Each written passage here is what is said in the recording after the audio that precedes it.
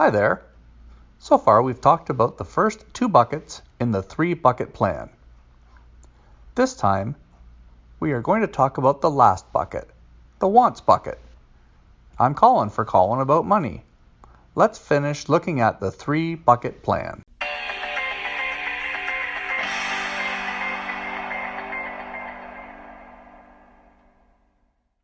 Before we talk about the wants bucket, let's have a quick review. The first bucket is for savings. Into it goes 15% of our take-home pay. It is for creating an emergency fund, short-term savings, retirement savings, and debt elimination. Next came the second bucket, which is for our needs. 70% to 75% of our take-home pay goes into this bucket. It takes care of food, clothing, shelter, and transportation. Keeping this under 70% is ideal, but over 75% is a sign of overspending. Remember too that life and disability insurance, as well as home or content insurance, is a must. It is critical to accept what is a need and what is just a want. Do not put wants into the needs bucket. Okay, at this point, there still should be 10% to 15% of our take-home pay left now that our responsibilities are covered. But what to do with that money? Let's take a look at some common wants people have. Internet access at home is probably top of the list for most people.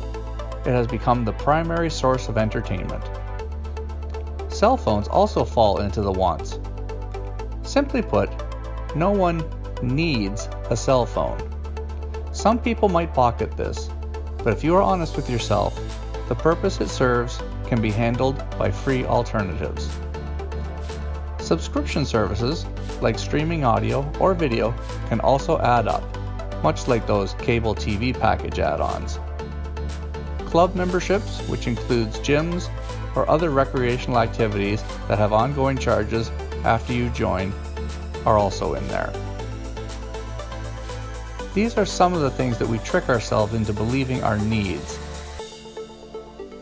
Then there are hundreds of one-offs.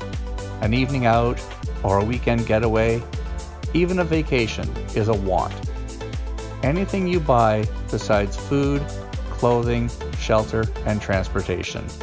It can look pretty scary when you look at all the things competing for your hard-earned money. It's also pretty easy to see how people sacrifice savings for wants. And that is what leads to trouble. When that day comes, when you get your last paycheck, will you have a pile of money in your savings pool?